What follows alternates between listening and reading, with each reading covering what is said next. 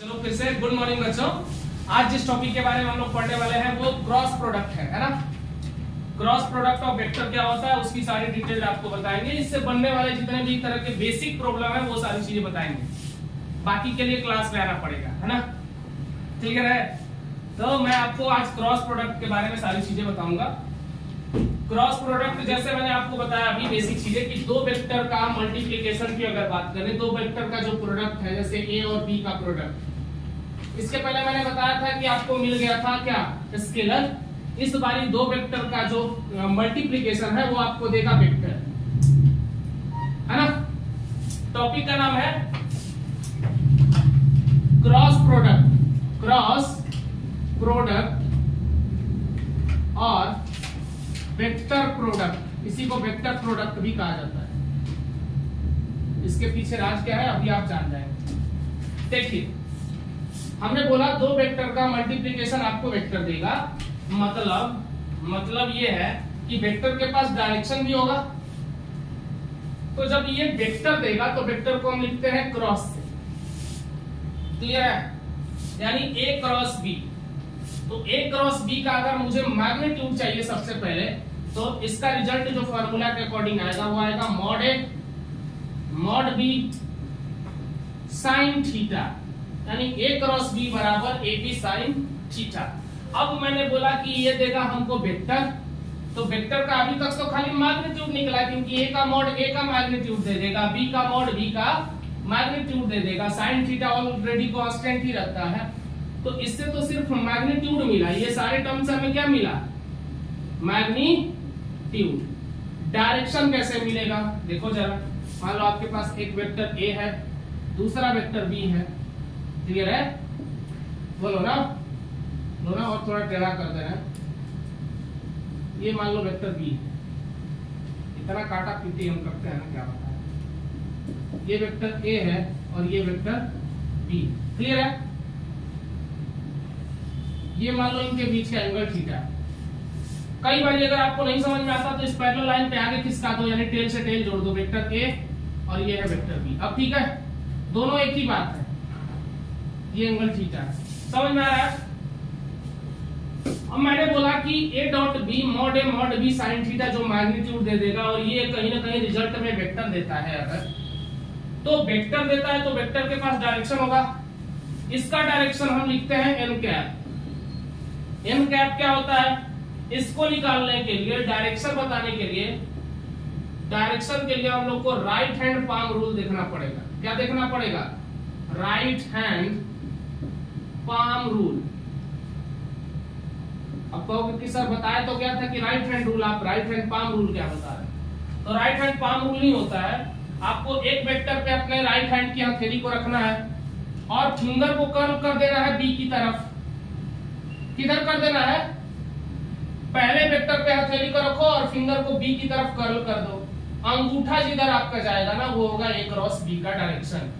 ये पूरा प्लेन अगर सोचने की कोशिश करो, ये एक्स है ये वाई है, यानी ये कोई भी वेक्टर इस प्लेन में लिखाएगा वो एक्स वाई प्लेन में होगा कि नहीं होगा? बोलो ना, ऐसे समझो ना भाई। इधर एक्स है इधर वाई है ना। इधर क्या होता है? बाहर की तरफ जेड होता है। अब इधर से तुम फिंगर कर्ल कर रहे हो तो वाई की तरफ कर रहे हो कि नहीं? तो पूरा तुम्हारा जो फिंगर कर्ल हो रहा है ना वो पूरे एक्स वाई प्लेन में हो रहा है, भले तुम ए क्रॉस बी कर रहे हो रहा है कि नहीं? पूरे एक्स वाई प्लेन में घूम रहा है कि नहीं अंगुली तुम्हारा? तो अब जो अंगूठा आ रहा है एक्स वाई प्लेन के परपेंडिकुलर आ रहा है कि नहीं? और एक्स वाई प्लेन के परपेंडिकुलर कौन सा प्लेन होता है? कौन सा होता है? क्लियर है? तो एन कैप क्या दे रहा है? डायरेक्शन। डायरेक्शन बोलो, perpendicular to the plane containing A and B vector, है ना। It is perpendicular to plane containing a vector and b vector। बोलो समझ में आ रहा है कि नहीं? बोलो ना भाई।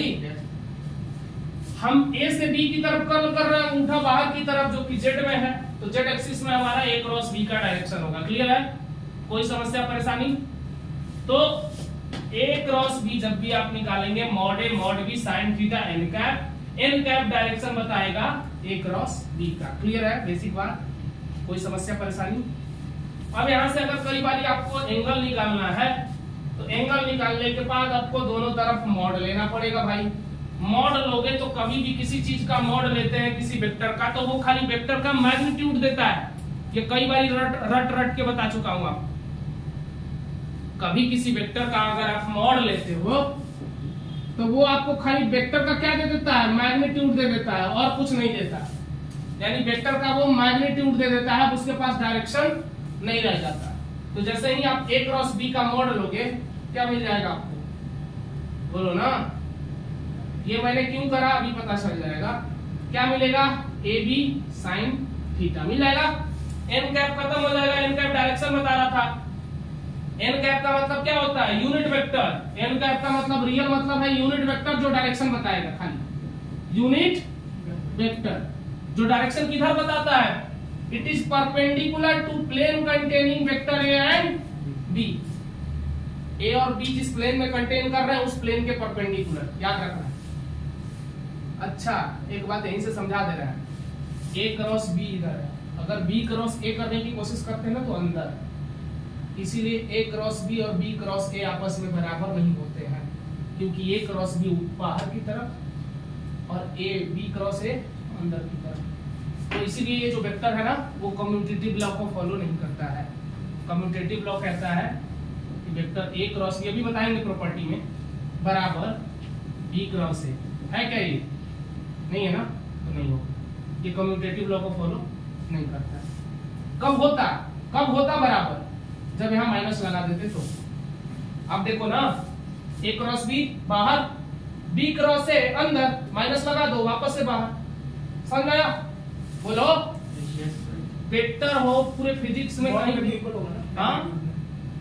मैग्नीट्यूड तो भाई हमेशा इक्वल होगा। मैग्नीट्यूड की बात ही नहीं कर रहे, वेक्टर की बात कर रहे। ए क्रॉस बी वेक्टर है, बी क्रॉस ए भी वेक्टर है। क्लियर है? यानी अगर हमने ए क्रॉस बी का मॉड ले लिया तो ये दे देगा ए बी साइन थीटा। यहाँ से साइन थीटा बराबर अगर निकालेंगे तो क्या मिल जाएगा?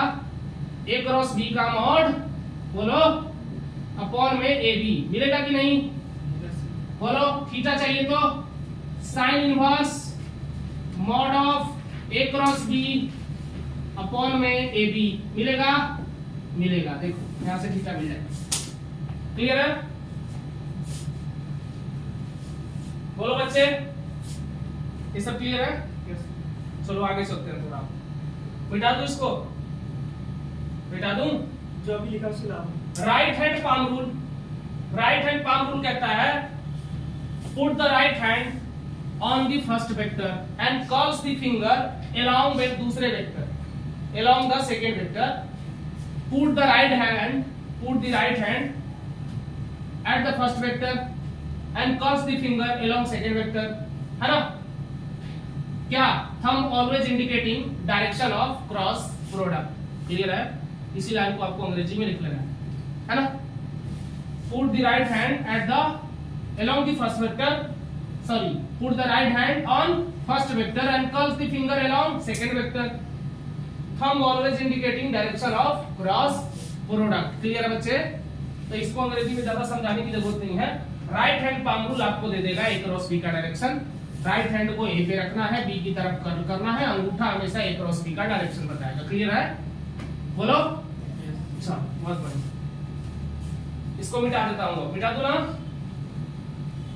थीटा है वेक्टर ए और बी के बीच का एंगल। थीटा क्या था? Angle between vector A and vector B. और हमेशा ये स्मॉलर एंगल लेना, स्मॉलर एंगल। ऐसा नहीं कि सर ये देखिए वेक्टर ए इधर है, वेक्टर बी इधर है, थीटा इधर है, हम ये वाला पता चल रहा है थीटा ले रहा है, तो ये वाला बड़ा थीटा हो गया ना। एंगल हमेशा स्मॉलर लेना, स्मॉलर एंगल, ये चीज याद रखना। क्लियर है? ये बात पहले भी बता चुका हूं, मिटा दे रहा हूं। 1 2 3 4 5 6 7 8 9 10 खत्म।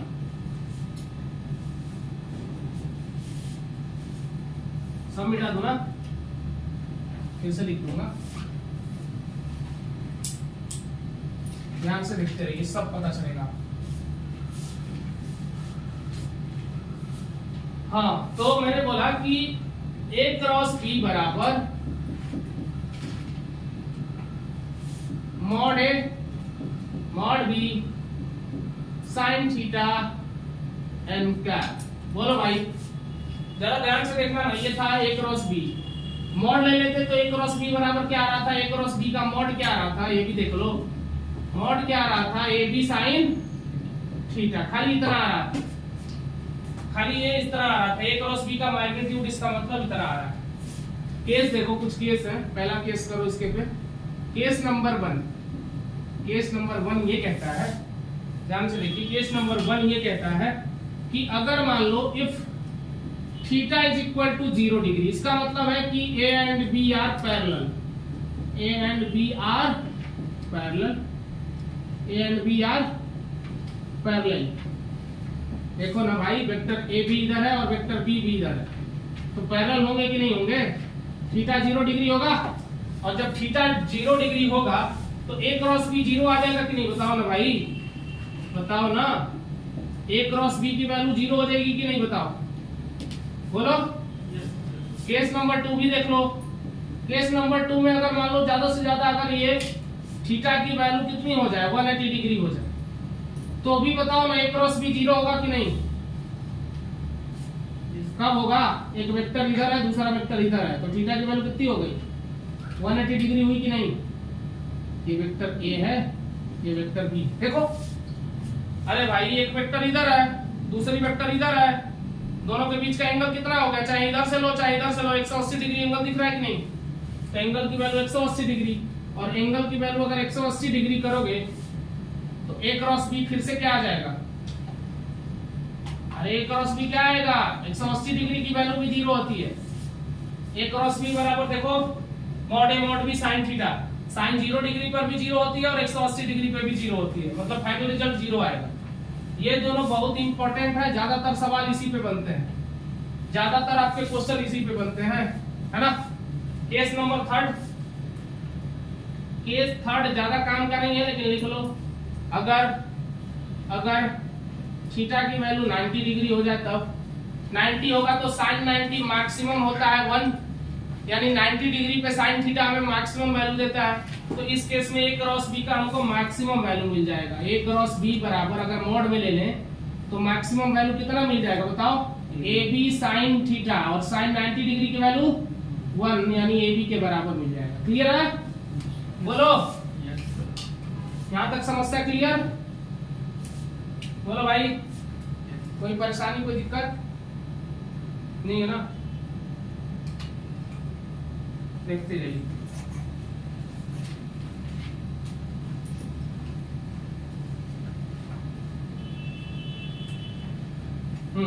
शुरू करें, चलिए शुरू करते हैं।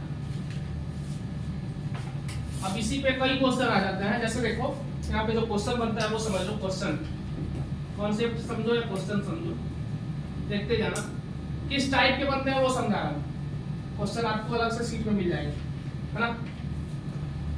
तो क्वेश्चन ये कहता है कि जैसे दो वेक्टर हैं, टू वेक्टर्स समझिएगा ध्यान से, वेक्टर ए बराबर are parallel, then find lambda, दो वेक्टर पैरेलल है, लेम्डा पूछ रहा है आपसे, वेक्टर ए बराबर देखिएगा 2i cap plus j cap minus k cap, vector B बराबर i cap plus 2j cap minus lambda k cap, clear है, प्लस लेम्डा k कैप लिख दीजिए, है ना, क्लियर है।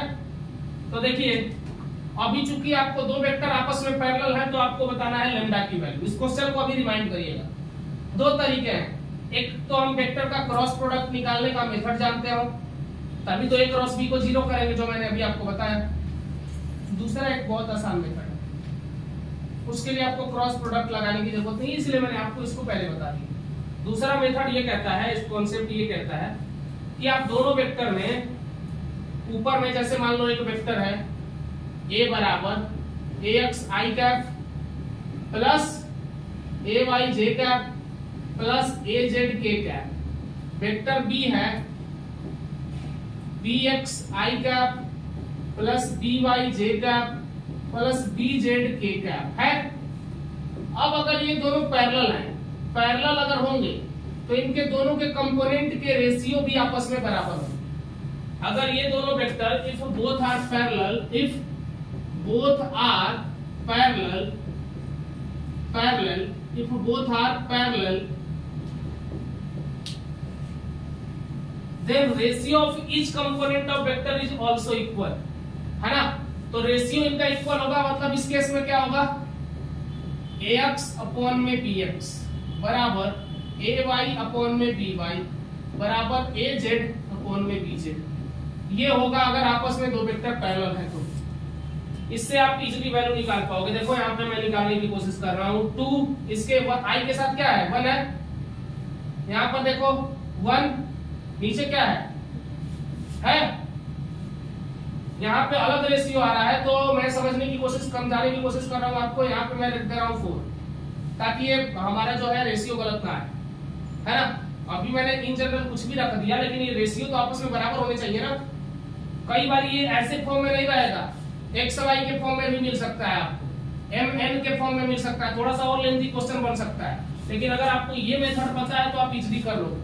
क्लियर है? देखो तो ये हो गया 4 अपॉन में 2 इज इक्वल टू -1, यहाँ पे कुछ नहीं तो -1, और नीचे क्या है लेम्डा।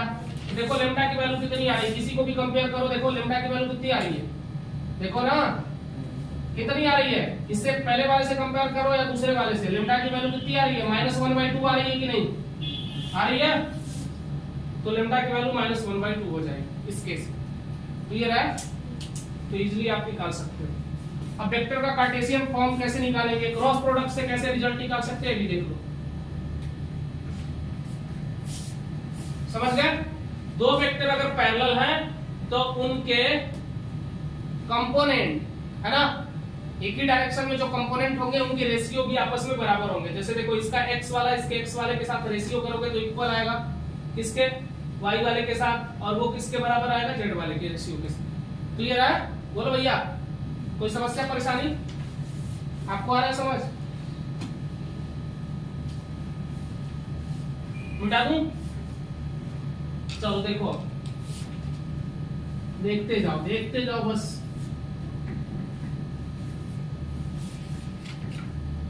देखो कार्टेशियन प्रोडक्ट कैसे निकालोगे, क्रॉस का, डॉट का तो आप जानते थे, क्रॉस का देखो कार्टेशियन प्रोडक्ट ऑफ वेक्टर। अब कार्टेशियन फॉर्म में पहले वेक्टर लिख लो, फिर कार्टेशियन प्रोडक्ट निकालना। जैसे वेक्टर ए का कार्टेशियन फॉर्म अभी मैंने ऊपर लिखा था, ax i cap plus ay j cap plus az k cap, यही होगा कार्टेशियन फॉर्म ऑफ वेक्टर। तो कार्टेशियन फॉर्म में मैंने a को लिख दिया, b को लिखो इसी तरह सिमिलरली, क्या होगा bx i cap by j cap plus bz k होगा बच्चे, बोलो ना। देखिए जरा, अब अगर मैंने बोला आपसे कि a क्रॉस b बता दो बच्चे, a क्रॉस b बता दो, तो a क्रॉस b बराबर कैसे निकालोगे, ध्यान से देखना। मैं तो रिजल्ट डायरेक्ट लिख दूंगा, लेकिन सबसे बढ़िया बेस्ट मेथड है, मेथड की अगर बात करें तो वो है डिटरमिनेंट मेथड। क्रॉस प्रोडक्ट निकालने का सबसे बढ़िया जो मेथड है वो है डिटरमिनेंट मेथड। डिटरमिनेंट बना लो, डिटरमिनेंट का चेहरा देखा होगा कभी मैथ में, अगर आपने 12th पढ़ा होगा तो।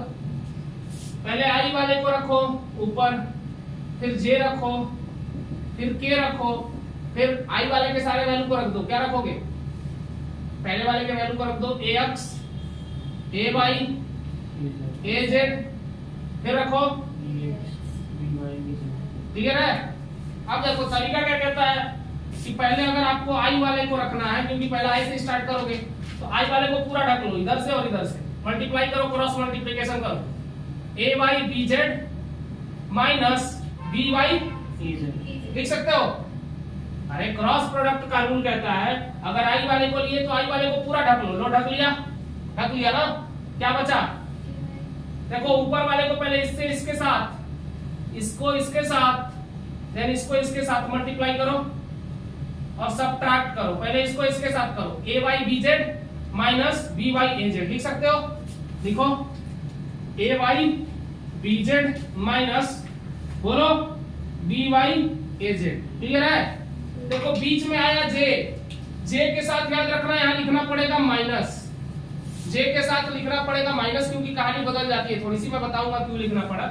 इसके इस बार में इसको हटाओ, बीच वाले को ढक लो, बीच वाले को ढको, बताओ क्या हो रहा है? अरे बीच वाले को ढको ऐसे, ए एक्स बी जेड बोलो, minus minus D x A Z. Clear है? बोलो ना।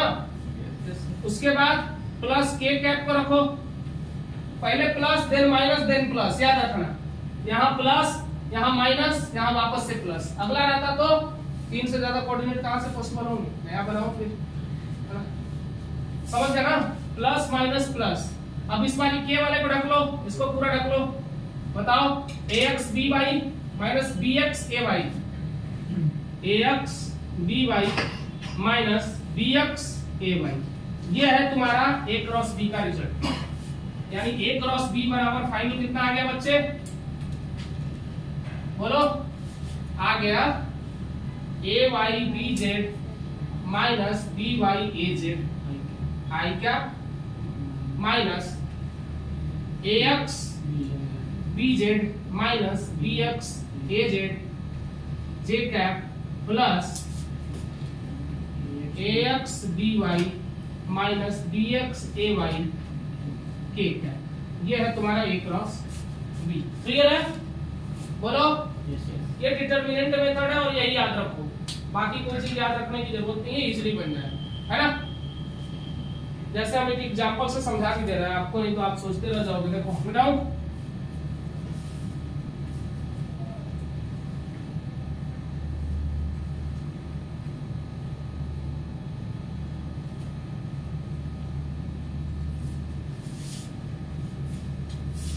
ये बराबर देखो ध्यान से, आई का प्लस 2j का प्लस k का, वेक्टर b बराबर 2i का प्लस j का प्लस k का। ऐसा कोई वेक्टर है ना, एकदम सिंपल, है ना? तुम लोग को थोड़ा लेंथी करना है तो लो, इसको 3 कर दिया, इसको 2 कर दिया और इसको भी 3 कर दिया, है ना? थोड़ा सा गुणा भाग कर लेना। देखो क्या करोगे, वेक्टर a क्रॉस b अगर निकालना है तो बोलो, डिटरमिनेंट में डाल दो सबको, i j k। पहले वाले में बताओ 1 2 2 2 3 3। क्लियर है? चलो पहले वाले के साथ i कैप के साथ बताओ जरा, 6 माइनस 6 हो रहा है कि नहीं? देखो ना, 6 माइनस 6 माइनस j कैप। दूसरे वाले को रखो 3 माइनस 4। क्लियर है? Plus k cap. विशाखा का चेहरा बन रहा है अब थोड़ा, देखो 3 माइनस 4। अरे देखो पहले वाले को ढका ना तो इस वाले को इस वाले से मल्टीप्लाई किया, दूसरे वाले को ढका ना तो देखो इनको इनके साथ मल्टीप्लाई करा, तीसरे वाले को ढका ना तो इनको इनके साथ मल्टीप्लाई करा। क्लियर है? क्या आया? j cap minus k cap, ये रिजल्ट आया। अब कोई कह देता है इसका मैग्नीट्यूड लो, तो क्या करते हैं, इसके साथ कितना है 1, इसके साथ कितना है -1, क्या आ जाता है मैग्नीट्यूड? कितना आ जाता है 1 का स्क्वायर 1 प्लस 1 का स्क्वायर 1, √2 आ जाता मैग्नीट्यूड। अगर a क्रॉस b का मैग्नीट्यूड निकालना रहता तो √2 आ जाता। क्लियर है? बोलो ना।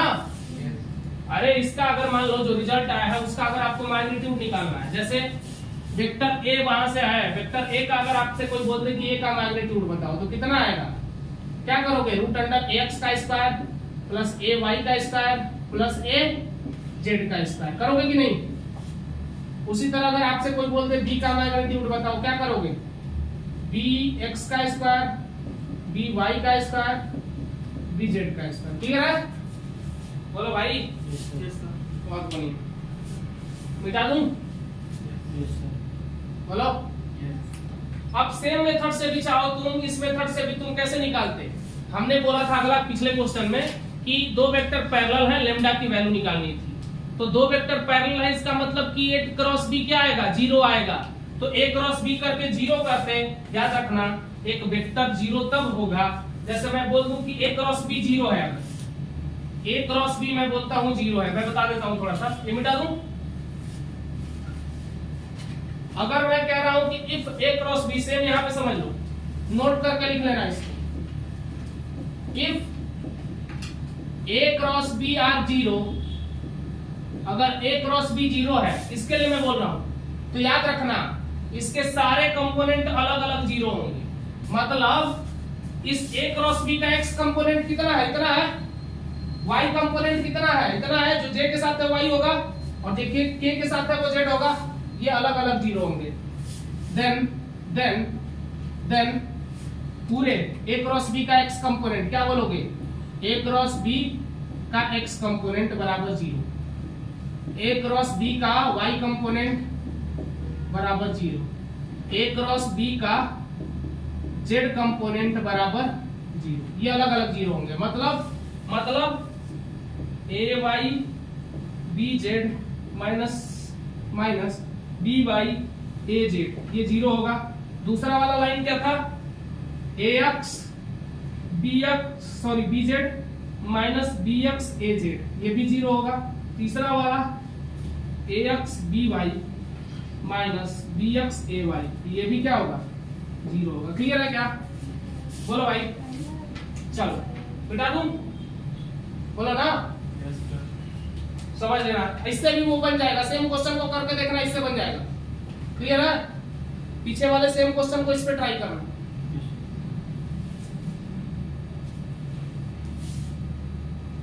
बिठा दूं, देखते जाना बस। साइन कोसाइन रूल एक क्लास और लूंगा, उसके बाद थोड़ा सा उससे रिलेटेड प्रॉब्लम बता दूंगा। बाकी फिजिक्स से रिलेटेड, मतलब सॉरी वेक्टर से रिलेटेड जितने बेस्ट क्वेश्चन है वो मैं आपको समझा दूंगा, है ना। तो नया मार्कर ले लो, देखो ये तो हो गया। अब आते हैं orthogonal unit vector. Orthogonal unit vector देखो ध्यान से, जरा इसको ध्यान से समझना। ऑर्थोगोनल यूनिट वेक्टर, एक्सिस बना लो, ये है x, ये है y और ये है z। ये i कैप इधर होता है, इधर j कैप होता है, इधर k कैप होता है। क्लियर है, देखना। अगर मैं कह रहा हूं i cross i, same vector का क्रॉस प्रोडक्ट, याद रखना सेम वेक्टर का, जैसे वेक्टर a का वेक्टर a के साथ क्रॉस ले रहा है, तो mod A mod B sine theta. Same vector, ये भी x के लॉन्ग, दूसरा वाला वेक्टर भी x के लॉन्ग, एंगल की वैल्यू इन दोनों के बीच थीटा कितना है, 0 डिग्री है कि नहीं। तो इसका क्रॉस लोगी तो क्या हो जाएगा, इसका मॉड 1, इसका मॉड 1 और साइन 0 डिग्री लिखोगे कि नहीं, बोलो रिजल्ट क्या आएगा, 0 आएगा कि नहीं। तो याद रखना, नोट करके लिखना, cross product of same vector, cross product of same vector is equal to 0। याद रहेगा, क्रॉस प्रोडक्ट सेम वेक्टर का क्या होता है, 0 होता है, याद रखना। जैसे सिमिलरली क्या हो जाएगा, j क्रॉस j भी क्या होगा बच्चे, 0, k क्रॉस k भी क्या होगा, 0, ये लिख लो। अब आते हैं ऑड वाले पे, थोड़ा ध्यान देना। सबसे पहले आते हैं i क्रॉस j। देखो i क्रॉस j, देखो क्रॉस का डायरेक्शन कैसे निकालते हैं, पहले देखो, पहले का मॉड लोगे 1, यूनिट वेक्टर है ना i, तो यूनिट वेक्टर के पास मैग्नीट्यूड 1 होता है, बताया था 1, इसका भी मैग्नीट्यूड 1। a क्रॉस b बराबर a b sin थीटा होता है, sin थीटा, तो sin i क्रॉस j, ये i है ये j है, दोनों के बीच में एंगल तो 90 लिख दो। sin 90 1 होता है, यानी i क्रॉस j 1 आएगा। डायरेक्शन किधर होगा, i से j, z में कौन होता है, k होता है, तो यहाँ हो जाएगा डायरेक्शन अलोंग k कैप। मतलब i क्रॉस j जो देगा उन तुमको k कैप देगा, याद रखना। सिमिलरली अगर j क्रॉस k करते तो क्या देता, देखो j इधर है, सॉरी z बाहर की तरफ है, यानी k बाहर की तरफ है और ये ऊपर की तरफ है, ऐसे करते कि नहीं, क्या देता, i देता कि नहीं। तो इसी वजह से अगला जो तुम करते j क्रॉस k, वो आपको दे देता i कैप। क्लियर है। सिमिलरली अगर तुम बाहर, ये देखो ये बाहर, ये वाला बाहर है, इधर रखो हाथ, किधर मोड़ो, किधर मोड़ोगे, x की तरफ मोड़ो ना, इधर x है, और ये बाहर है, यानी इधर से इधर की तरफ मोड़ो, मोड़ो ऊपर, क्या देता जे कैप नहीं देता, यानी अगर तुम के क्रॉस आई करते तो क्या देता जे कैप देता। तो के क्रॉस आई जो देगा वो देगा जे कैप देगा। वेरी गुड, जे कैप देगा। क्लियर है? ये कैसे होता है याद रखना। वही अगर इसका उल्टा कर दो सबका, देखो जैसे जे क्रॉस आई करते, याद है ए क्रॉस बी करते थे तो जितना आता था बी क्रॉस सी उसका निगेटिव आता था, तो ये माइनस में क्या देगा के कैप। Very good. सिमिलरली अगर मैं जे क्रॉस सॉरी के क्रॉस जे करता तो वेरी गुड माइनस आई कैप। सिमिलरली ये भी बता दो आई क्रॉस के करता तो माइनस जे कैप। समझ में आया कि नहीं आया? इसी को कुछ बुद्धिजीवी लोग ऐसे भी बताते हैं, देख लो आई यहां पर कर लो, यहां जे कर लो और यहां के कर लो। कुछ बुद्धिजीवी लोग ऐसे बताते हैं अगर तुम क्लॉकवाइज चलोगे कोई चीज तो पॉजिटिव, जैसे देखो आई क्रॉस जे जा रहा है तो के देगा, जे क्रॉस के जा रहा है तो आई देगा, और आई क्रॉस जे जा रहा है तो के देगा, है ना। अगर तुम क्रॉस प्रोडक्ट क्लॉकवाइज जा रहे हो, है ना, इसको नोट करके लिख लो, इसको इससे ज्यादा इजी समझ में आ जाएगा।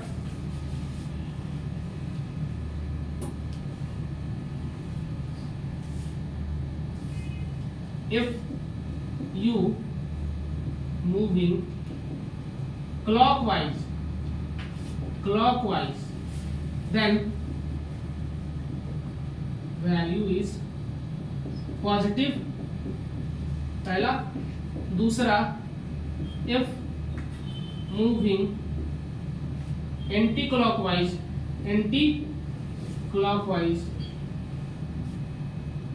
then वैल्यू क्या देगा हमें नेगेटिव। याद रहेगा? जैसे देखो आई से जे जा रहा है, क्लॉकवाइज जा रहा है तो आई से जे जाएंगे तो प्लस में हमको के मिलेगा, जे से के जा रहा है तो प्लस में जा रहा है यानी क्लॉकवाइज जा रहा है तो आई मिलेगा। वही अगर आई से के जाते तो एंटी क्लॉकवाइज जा रहा है ना आई से के, तो एंटी क्लॉकवाइज जाते तो माइनस जे मिलेगा। क्लियर है? तो ये भी नोट करके रखना। ये था ऑर्थोगोनल ऑफ वेक्टर्स। क्लियर है? बोलो कोई समस्या तो नहीं? समस्या तो अभी आएगी, टाइम लगा रहा है, घबराओ मत, मिटा दूं? समझ में आ गया पूरा गेम? चलो पूरा गेम आ गया तो अच्छी बात है। Cross product of same vector is equal to 0, ये वेक्टर के लिए भी लागू होता है, यानी ए क्रॉस ए करते तो क्या मिलता 0 मिलता। इसी पे एक क्वेश्चन पूछा गया तुम्हारे कंपटीशन में, ऐसा क्वेश्चन था A dot A cross B, A dot A cross B। देखो वेक्टर A इधर है, वेक्टर B इधर है, समझो A क्रॉस B लिए प्लेन के परपेंडिकुलर। अब A के साथ A क्रॉस B का एंगल कितना है 90 का है, डॉट 90 प्रोडक्ट जिसके साथ डॉट लेते हैं अगर दो वेक्टर एक दूसरे के परपेंडिकुलर होते हैं रिजल्ट क्या आता है 0। तो ये याद रखना, ये क्वेश्चन पूछा गया है, सेम पूछा गया था A dot A cross B या A क्रॉस C, ऐसे ही कुछ था, तो इसका रिजल्ट 0 आता है। ये थोड़ा सा कंपटीशन में पूछा गया, WB में भी मैंने देखा था सेम इस तरह का क्वेश्चन आया था, एक बार मैंने जेई दिया था, WB जेई का अपने टाइम में, है ना। हमारे वहां से WB का बहुत क्रेज है ना। हमारे तरफ देखो मैं तो बिहार से बिलोंग करता है, यूपीटीयू मैंने कभी नहीं दिया, लेकिन WBJE का क्रेज है हमारी तरफ। बच्चे जाते हैं वेस्ट बंगाल का दूर दूर से पेपर देने, वहाँ पे 1-2 कॉलेज अच्छे भी है ना। यूपी में SBTI कानपुर हो गया, हमारा मध्य प्रदेश में एक है SGS ITS। अगर NIT की बात अगर करें है ना, नहीं तो ऐसे NIT IIT सबसे बेस्ट ऑप्शन है ना। मेडिकल में भी आप प्रेफरेंस देते हो कि MBBS बढ़िया कॉलेज मिले, एम्स मिल जाए। हाँ भाई डॉट प्रोडक्ट कैसे जीरो हो गया? देखो ना A क्रॉस B करें, A क्रॉस B किए तो इस प्लेन के परपेंडिकुलर आ गया A क्रॉस B किधर आएगा इस प्लेन के परपेंडिकुलर आ गया, ये इधर डायरेक्शन आ गया। अब A के साथ इसका कितना एंगल बन रहा है, तो A के साथ A क्रॉस B का अगर डॉट लोगे तो क्या हुआ, दोनों एक दूसरे के परपेंडिकुलर हुए ना, तो रिजल्ट 0 आएगा, है ना। आगे चलो, आज कहानी सुनाने की टाइम नहीं है, अगले दिन है ना। आज अपने काम को करें पहले।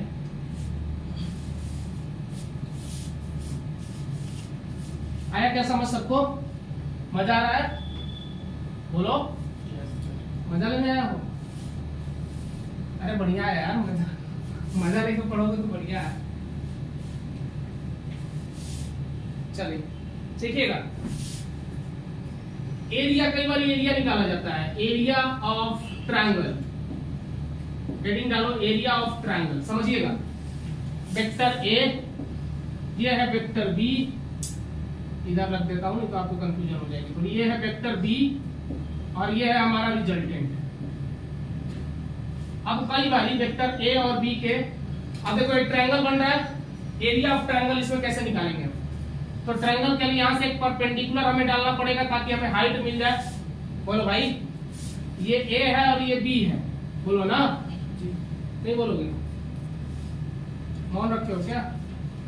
देखो ध्यान से देखो भाई, कोई चक्कर नहीं, यहाँ रख लो थीटा। अगर नहीं समझ आ रहा, ये अगर थीटा होता तो ये 90 माइनस थीटा होता कि नहीं? बोलो ना? तो फिर वापस से ये थीटा होता कि नहीं? बोलो ना? नहीं बोलोगे? अगर ये बी है तो इधर वाला बी cos थीटा, ये वाला बी sin थीटा होता कि नहीं? बोलो ना?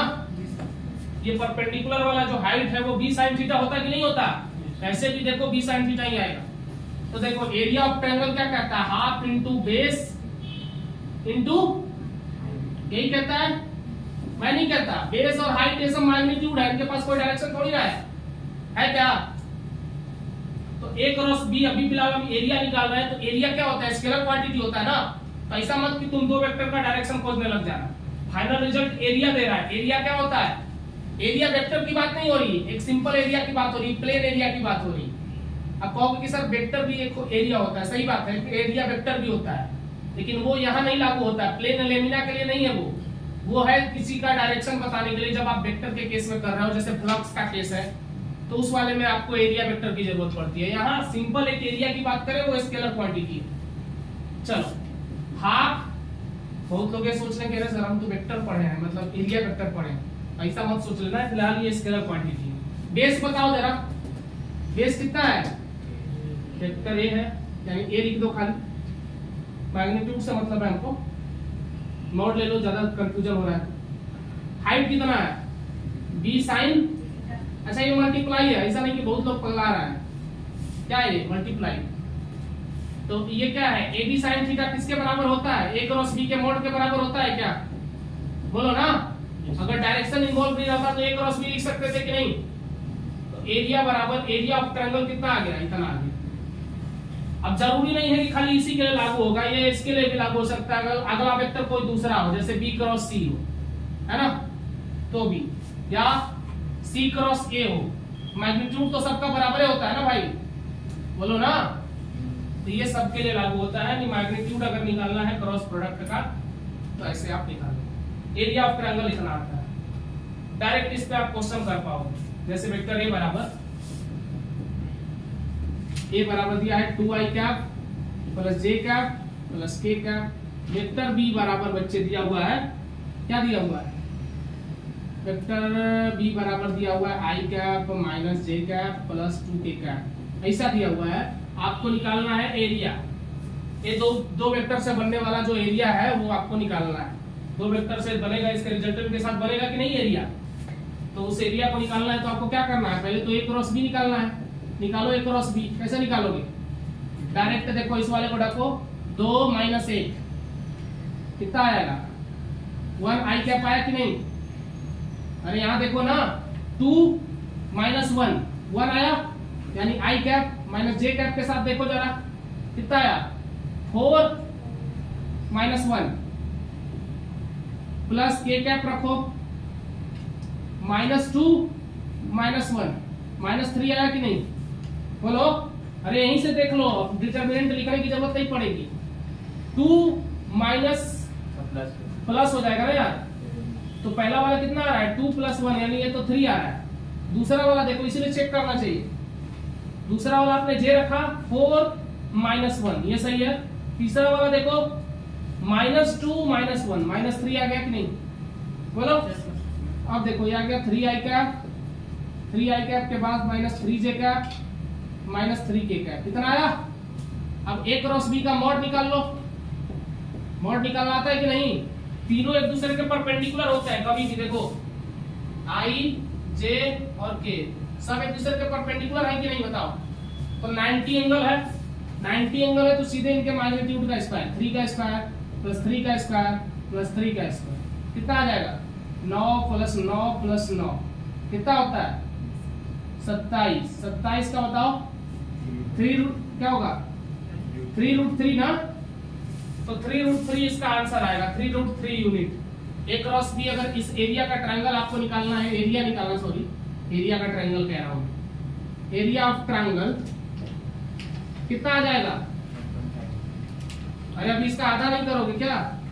Half of A cross B कितना आ जाएगा? हाफ ऑफ √3 इंटू 3 इतना कितना हो गया? है ना, यानी 3/2 √3 यूनिट इतना आ जाएगा। क्लियर था? बोलो भाई। यहीं पे पैरेललोग्राम का भी देख लो, सिंपल। ट्रायंगल का बताया जाता है, तुमको पैरेललोग्राम नहीं बताया जाता, लेकिन वो भी देख लो कैसे होगा। मिटा दूं? देखो पैरेललोग्राम देखो,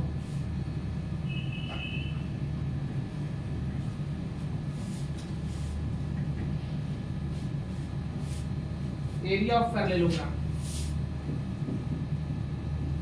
area of parallelogram, area of parallelogram. देखो पैरेललोग्राम में मैंने कहा था कि दो वेक्टर को टेल से टेल को जोड़ना, ताल से ताल मिलाना। इसका मिला दिए, वेक्टर ए ये है वेक्टर बी, जोड़ दिए ना। अब इसको कंप्लीट कौन करेगा? तुम ही करोगे। ये वेक्टर ए है, ये वेक्टर बी है, यहाँ से यहाँ कहीं ना कहीं रिजल्टेंट होता है कि नहीं? बताओ ना भाई, कोई दिक्कत है क्या आप लोग को? नहीं है तो बोलो। और इसका एरिया सिंपल होता है, एरिया बराबर फॉर्मूला होता है क्या? बोलो। अरे इसका हाइट ले लो भाई, बेस इंटू हाइट होता है खाली, मैं कैसे बोलूं? तुम लोगों को एरिया भी नहीं पता है। बेस कितना है? ए, हाइट कितना हो जाएगा? अरे हाइट कितना हो जाएगा? मैं हैं? क्या हो जाएगा? b sin थीटा नहीं होगा? अरे b sin थीटा नहीं होगा क्या? नहीं होगा? हे भगवान, जिए कि मर जाए हम। क्या होगा? बोलो ना। अगर ये एंगल थीटा है ए और बी के बीच का, अगर ये थीटा है तो इधर वाला क्या होगा? परपेंडिकुलर वाला इधर वाला कंपोनेंट हो जाएगा, ये वाला क्या हो जाएगा? ये रिजल्टेंट होता है, सिंपल है ना। तो ये वाला हाइट कितनी हो जाएगी? b sin थीटा ही तो होगा यार। ये वाला b cos थीटा हो जाएगा, ये वाला b sin थीटा हो जाएगा। बोला ना, अगर ये दोनों के बीच का एंगल थीटा है, इधर समस्या नहीं है ना। क्या हो जाएगा? हाइट क्या हो जाएगा? पहले बेस बताओ। वेक्टर ए का मैग्नीट्यूड, एरिया निकाल रहा हो सबका मैग्नीट्यूड ले लिया करो क्योंकि स्केलर है। हाइट निकाल रहे हो तो b sin theta, b sin theta क्या निकला? AB sin theta. AB sin theta A cross B का मॉड होता है कि नहीं होता है? बताओ ना। बस, यानी एरिया ऑफ पैरेललोग्राम आ जाएगा, एरिया ऑफ पैरेललोग्राम जो आएगा वो इतना आ जाएगा। या चाहो तो इसको लिख सकते हो B क्रॉस C, चाहो तो इसको लिख सकते हो C क्रॉस A। ये है सब एरिया ऑफ पैरेललोग्राम। क्लियर है बच्चे? Yes sir. तो यहाँ से बेसिक कहानी जो भी बनती थी किससे रिलेटेड, इससे रिलेटेड, वो सारी खत्म होती है। कई बार वेक्टर परपेंडिकुलर फलाना ढमका देगा, वो आपको थोड़ा दिमाग इस्तेमाल करना पड़ेगा। जितनी बेसिक थियरी थी सारी खत्म हो गई। क्वेश्चन हम करेंगे क्लास में, क्वेश्चन ऑनलाइन नहीं बताएंगे ना, सब तेज हो जाएंगे ना बच्चे हमारे। तो इस वजह से क्वेश्चन सारी में जितनी भी बेसिक सारी चीजें थे वो मैंने आपको समझा दी, है ना। और आप घर जाके क्रॉस प्रोडक्ट से रिलेटेड आज जितने भी क्वेश्चन बनते हैं एक बार पूरे लगाइएगा। मेरा यकीन है कि इसके अलावा बन जाएगा, कोई नहीं फंसेगा। फिर भी रह जाता है तो संपर्क करिए। कहां पर? Gap physics. Thank you so much, good night. हम यहाँ से जाके सो जाओगे इसलिए गुड नाइट बोलिए।